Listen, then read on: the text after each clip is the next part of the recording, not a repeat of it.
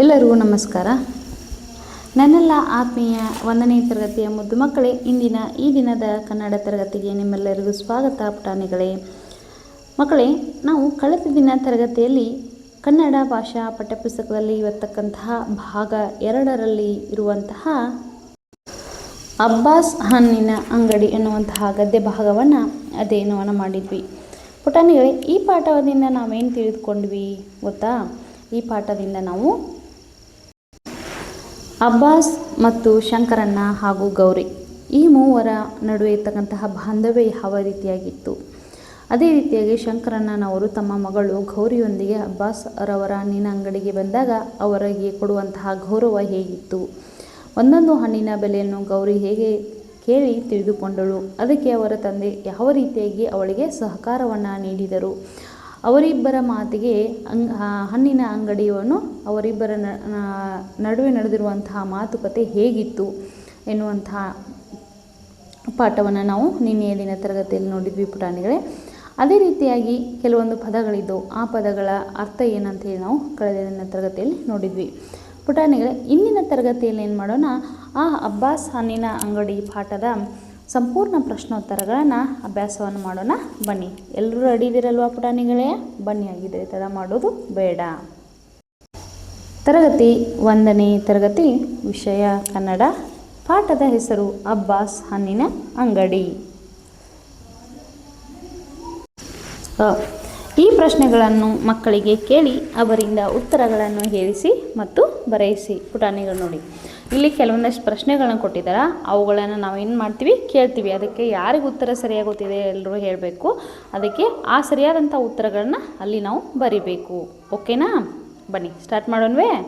ಮೊದಲನೇ ಪ್ರಶ್ನೆ, ಶಂಕರಣ್ಣನ ಮಗಳ ಹೆಸರೇನು? ಉತ್ತರ, ಶಂಕರಣ್ಣನ ಮಗಳ ಹೆಸರು ಗೌರಿ. ಎರಡನೆಯ ಪ್ರಶ್ನೆ, ಒಂದು ಪರಂಗಿ ಹಣ್ಣಿನ ಬೆಲೆ ಎಷ್ಟು?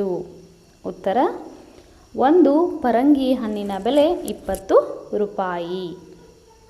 ಮೂರನೆಯ ಪ್ರಶ್ನೆ, ಯಾವ ಹಣ್ಣಿನ ಬೆಲೆ 3 ರೂಪಾಯಿ? ಉತ್ತರ, ಸೀಬೆ ಹಣ್ಣಿನ ಬೆಲೆ 3 ರೂಪಾಯಿ. ನಾಲ್ಕನೆಯ ಪ್ರಶ್ನೆ, ಶಂಕರಣ್ಣ ಎಂತಹ ಮೋಸಂಬಿ ಹಣ್ಣನ್ನು ಕೇಳಿದರು? ಉತ್ತರ, ಶಂಕರಣ್ಣ ಚೆನ್ನಾಗಿರುವ ಮೋಸಂಬಿ ಹಣ್ಣುಗಳನ್ನು ಕೇಳಿದರು. ಕೆಲವು ಹಣ್ಣುಗಳ ಚಿತ್ರಗಳನ್ನು ನೀಡಲಾಗಿದೆ. ಮಕ್ಕಳಿಂದ ಅವುಗಳ ಹೆಸರನ್ನು ಹೇಳಿಸಿ ಕೊಟ್ಟಿರುವ ಜಾಗದಲ್ಲಿ ಬರೆಯಿಸಿ. ನೋಡಿ ಮಕ್ಕಳಲ್ಲಿ ಕೆಲವೊಂದು ಹಣ್ಣಿನ ಚಿತ್ರಗಳನ್ನು ಕೊಟ್ಟಿದ್ದಾರೆ, ಅವುಗಳ ಹಣ್ಣುಗಳ ಯಾವುವು ಅಂತ ತಿಳ್ಕೊಂಡು ನಾವು ಬರಿಬೇಕು. ಮೊದಲನೆಯ ಹಣ್ಣು, ಈ ಚಿತ್ರವನ್ನು ನೋಡಿದ ತಕ್ಷಣ ನಿಮಗೇನು ಅನಿಸುತ್ತೆ ಪುಟಾಣಿಗಳೇ? ಯಾವುದಪ್ಪ ಅದು ಅಂತ ನೀವೆಲ್ಲೂ ಮನೆಯಲ್ಲೆಲ್ಲೂ ನೋಡಿರ್ತೀರಲ್ವಾ ಈ ಹಣ್ಣನ್ನು? ಅವಾಗ ನಿಮಗೆಲ್ಲ ಇದೇನು ಅನಿಸುತ್ತೆ? ಇದು ಬಾಳೆಹಣ್ಣು. ಯಾವ ಹಣ್ಣು? ಇದು ಬಾಳೆಹಣ್ಣು. ನೋಡಿ, ಅದೇ ರೀತಿಯಾಗಿ ಎರಡನೇ ಹಣ್ಣು ಯಾವುದು? ಪೇರಲ ಹಣ್ಣು ಅಂತೇಳಿ ನಾವು ಆಡು ಭಾಷೆಯಲ್ಲಿ ಕರಿತೀವಿ. ಇದಕ್ಕೆ ಸೀಬೆ ಹಣ್ಣು ಅಂತಲೂ ಕೂಡ ನಾವು ಕರಿತೀವಿ. ಸೀಬೆ ಹಣ್ಣು ಕೂಡ ಅಂತೀವಿ ಅಥವಾ ಪೇರಲ ಹಣ್ಣು ಅಂತೇಳಿ ಕರಿತೀವಿ. ನೋಡಿ, ಮೂರನೇದು ಹಣ್ಣು ನೋಡಿದಿರಲ್ವಾ ಮಕ್ಕಳೇ? ಇದನ್ನು ನೀವು ನಿಮ್ಮ ಹೊಲದಲ್ಲಿ ಅಪ್ಪ ಅಮ್ಮ ಬೆಳೆದಿರೋದನ್ನು, ಮನೆಗೆ ತಂದಿರೋದನ್ನು ನೋಡ್ಬೋದು, ಅಥವಾ ಸಂತೆ ಅಥವಾ ಮಾರ್ಕೆಟಲ್ಲಿ ಹೋದಾಗ ನೀವು ನೋಡಿರ್ಬೋದು. ಇದಕ್ಕೆ ಸೀತಾಫಲ ಅಂತ ಕರಿತೀವಿ. ಯಾವ ಫಲ ಇದು? ಸೀತಾಫಲ ಹಣ್ಣು ಅಂತ ಕರಿತೀವಿ. ನೋಡಿ, ಇದು ನಾಲ್ಕನೇದು ಯಾವುದಪ್ಪ?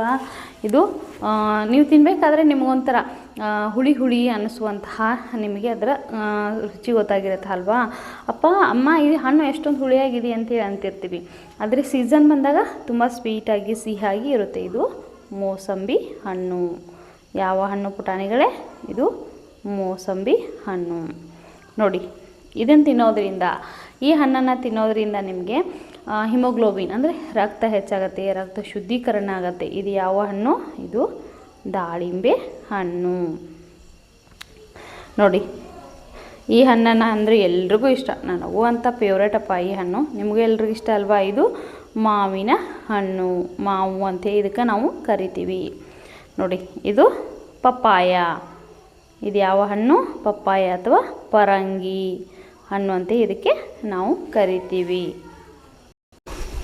ಈ ಕೊಟ್ಟಿರುವ ಅಂಕಿಗಳನ್ನು ಮಕ್ಕಳಿಂದ ಹೇಳಿಸಿ ಅಕ್ಷರಗಳಲ್ಲಿ ಬರೆಯಿಸಿ. ನೋಡಿ, ಇಲ್ಲಿ ಕೆಲವೊಂದು ಅಂಕಿಗಳನ್ನು ಕೊಟ್ಟಿದ್ದಾರೆ, ಅವುಗಳು ಏನಂತ ತಿಳ್ಕೊಂಡು ನಾವು ಅಕ್ಷರಗಳಲ್ಲಿ ಅದನ್ನು ಬರಿಬೇಕು.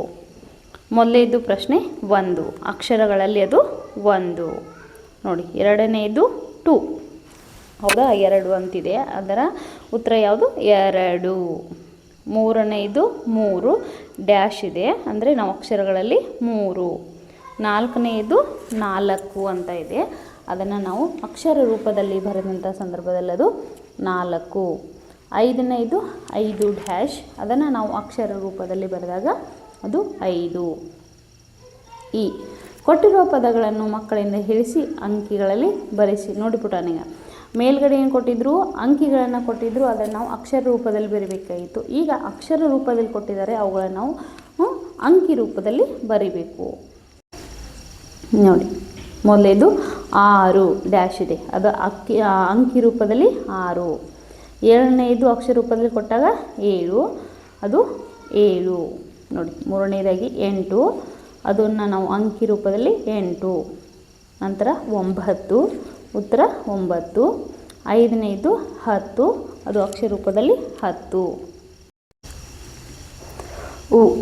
ಬಿಟ್ಟಿರುವ ಪದಗಳನ್ನು ಮಕ್ಕಳಿಂದ ಹೇಳಿಸಿ ಬಿಟ್ಟಿರುವ ಜಾಗದಲ್ಲಿ ಬರೆಯಿಸಿ. ನೋಡಿ, ಕೆಲವೊಂದು ಪದಗಳನ್ನು ಕೊಟ್ಟಿದ್ದಾರೆ, ಅಲ್ಲಿ ಯಾವ ಪದ ಇಷ್ಟ ಅಂತ ನೀವು ಹೇಳಬೇಕು, ಅದನ್ನು ನಾವು ಬರಿತೀವಿ. ಮೊದಲನೇ ಪ್ರಶ್ನೆ, ನಿನಗೆ ಯಾವ ಹಣ್ಣು ಇಷ್ಟ? ನೋಡಿ ಮಕ್ಕಳು, ನಿಮಗೆ ಯಾವ ಹಣ್ಣುಗಳು ಇಷ್ಟ ಅಲ್ವೋ ಅಲ್ಲಿ ಏನು ಕೊಟ್ಟಿದ್ದಾರಲ್ವ ಆ ಕಾಲಮಲ್ಲಿ ಅಲ್ಲಿ ನೀವು ಬಿಟ್ಟ ಸ್ಥಳವನ್ನು ಸರಿಯಾಗಿ ಬರಿಬೇಕು. ನೋಡಿ, ನಿಮಗೆ ಯಾವ ಹಣ್ಣು ಇಷ್ಟ ಅಂತ ಕೇಳ್ತಾರೆ. ಎಲ್ಲರೂ ಏನು ಮಾಡಿರಿ ಪುಟಾಣಿಗಳು, ನಿಮ್ಮೆಲ್ಲರಿಗೂ ಯಾವ್ಯಾವ ಹಣ್ಣು ಇಷ್ಟ ಇದಿಲ್ಲ, ಅಲ್ಲಿ ನನಗೆ ಸೇಬು ಹಣ್ಣು ಅಂದರೆ ಇಷ್ಟ, ನೀವು ಕೂಡ ಸೇಬು ಹಣ್ಣು ಅಂದರೆ ಇಷ್ಟ, ಅಥವಾ ಮಾವಿನ ಹಣ್ಣು, ಅಥವಾ ಸೀತಾಫಲ ಹಣ್ಣು, ಅಥವಾ ಪೇರಲ್ ಹಣ್ಣು, ಅಥವಾ ಪಪ್ಪಾಯ ಹಣ್ಣು, ನಿಮಗೆ ಯಾವ ಹಣ್ಣುಗಳು ಇಷ್ಟನೋ ಅದರಲ್ಲಿ ಬರೆಯಿರಿ. ಎರಡನೇದಾಗಿ, ನೀನು ಯಾವ ಹಣ್ಣುಗಳನ್ನು ಮರದಲ್ಲಿ ನೋಡಿರುವೆ? ನೋಡಿ, ನಾನು ಮಾವಿನ ಹಣ್ಣುಗಳನ್ನು ಮರದಲ್ಲಿ ನೋಡಿರುವೆ. ನೀವು ಯಾವ ಹಣ್ಣುಗಳು ನೋಡಿದ್ದೀರಲ್ವ ಅದನ್ನು ಬರೀಬೋದು, ಅಥವಾ ಇದನ್ನೇ ಕೂಡ ಬರೀಬೋದು. ಮೂರನೆಯದು, ನೀನು ನೋಡಿರುವ ದೊಡ್ಡ ಗಾತ್ರದ ಹಣ್ಣು ಯಾವುದು? ಉತ್ತರ, ನಾನು ನೋಡಿರುವ ದೊಡ್ಡ ಗಾತ್ರದ ಹಣ್ಣು ಹಲಸಿನ ಹಣ್ಣು. ನಾಲ್ಕನೆಯದು, ನೀನು ನೋಡಿರುವ ಚಿಕ್ಕ ಗಾತ್ರದ ಹಣ್ಣು ಯಾವುದು? ಉತ್ತರ, ನಾನು ನೋಡಿರುವ ಚಿಕ್ಕ ಗಾತ್ರದ ಹಣ್ಣು ದ್ರಾಕ್ಷಿ ಹಣ್ಣು. ಮುಂದೆ ಕೆಲವು ಹೇಳಿಕೆಗಳನ್ನು ಅಂಕಣದಲ್ಲಿ ನೀಡಲಾಗಿದೆ. ಮಕ್ಕಳಿಂದ ಉತ್ತರಗಳನ್ನು ಹೇಳಿಸಿ ಕೊಟ್ಟಿರುವ ಜಾಗದಲ್ಲಿ ಬರೆಯಿಸಿ. ನೋಡಿ ಮಕ್ಕಳು, ಇಲ್ಲಿ ಒಂದು ಅಂಕಣವನ್ನು ಕೊಟ್ಟಿದ್ದಾರೆ. ನಾವು ಅದನ್ನು ಏನು ಮಾಡಬೇಕು, ಇಷ್ಟವಾದ ಹಣ್ಣು ನಮ್ದು ಯಾವುದು, ಗೆಳೆಯನದ್ದು ಯಾವುದು, ಮರದಲ್ಲಿ ನೋಡಿರುವಂಥ ಹಣ್ಣು ನಮಗೆ ಯಾವುದು, ಗೆಳೆಯನದ್ದು ಯಾರದು. ಆಮೇಲೆ ದೊಡ್ಡ ಗಾತ್ರದ ಹಣ್ಣು ನನಗೆ ಯಾವ ದೊಡ್ಡ ಗಾತ್ರದ ಹಣ್ಣು ಕಾಣಿಸುತ್ತೆ ಅದು, ಹಾಗೆ ಗೆಳೆಯನದ್ದು ಯಾವುದು. ಚಿಕ್ಕ ಗಾತ್ರದ ಹಣ್ಣು ನನ್ನ ದೃಷ್ಟಿಯಲ್ಲಿ ಯಾವ ಹಣ್ಣು ಚಿಕ್ಕದಾಗಿ ಕಾಣಿಸ್ತಾ ಇದೆ, ಅಥವಾ ನನ್ನ ಗೆಳೆಯನ ದೃಷ್ಟಿಯಲ್ಲಿ ಯಾವ ಹಣ್ಣು ಚಿಕ್ಕದಾಗಿ ಕಾಣಿಸ್ತಾ ಇದೆ ಅನ್ನುವಂಥದ್ದನ್ನು ಬರಿಬೇಕು. ಬರೋಣ. ಈಗ ಮೊದಲನೇದಾಗಿ ಇಷ್ಟವಾದ ಹಣ್ಣು, ನನ್ನದು ಸೇಬು ಹಣ್ಣು, ಗೆಳೆಯನದು ಮಾವಿನ ಹಣ್ಣು. ಎರಡನೇದು, ಮರದಲ್ಲಿ ನೋಡಿರುವ ಹಣ್ಣು, ನನಗೆ ನಾನು ನೋಡಿರುವಂಥ ಹಣ್ಣು ಚಿಕ್ಕು ಹಣ್ಣು, ಗೆಳೆಯನದು ಪೇರಲ ಹಣ್ಣು. ದೊಡ್ಡ ಗಾತ್ರದ ಹಣ್ಣು, ಮೂರನೇ ಪ್ರಶ್ನೆ. ಉತ್ತರ, ನನ್ನದು ಹಲಸಿನ ಹಣ್ಣು, ಗೆಳೆಯನದು ಪರಂಗಿ ಹಣ್ಣು. ನಾಲ್ಕನೇದು, ಚಿಕ್ಕ ಗಾತ್ರದ ಹಣ್ಣು, ನನ್ನದು ದ್ರಾಕ್ಷಿ ಹಣ್ಣು, ಗೆಳೆಯನದು ಕೂಡ ದ್ರಾಕ್ಷಿ ಹಣ್ಣು.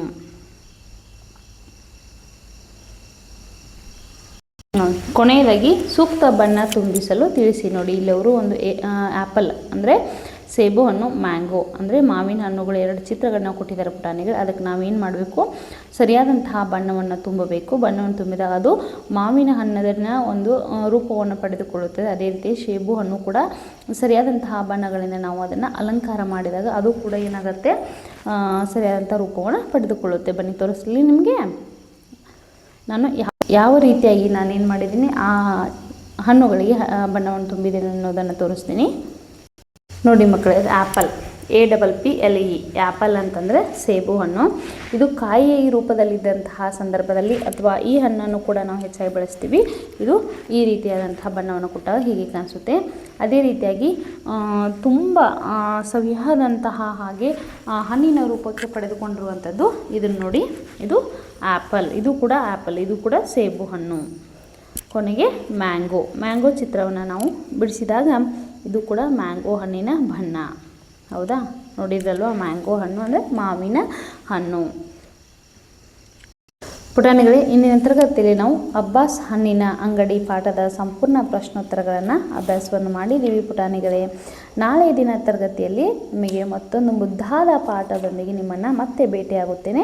ಅಲ್ಲಿಯವರೆಗೆ ಎಲ್ಲರಿಗೂ ನಮಸ್ಕಾರ. ಥ್ಯಾಂಕ್ ಯು ಮಕ್ಕಳೇನ ಇಲ್ಲಿವರೆಗೂ ನನ್ನ ವಿಡಿಯೋನ ವೀಕ್ಷಣೆ ಮಾಡಿದ್ದಕ್ಕೆ ಥ್ಯಾಂಕ್ ಯು. ಬಾಯ್.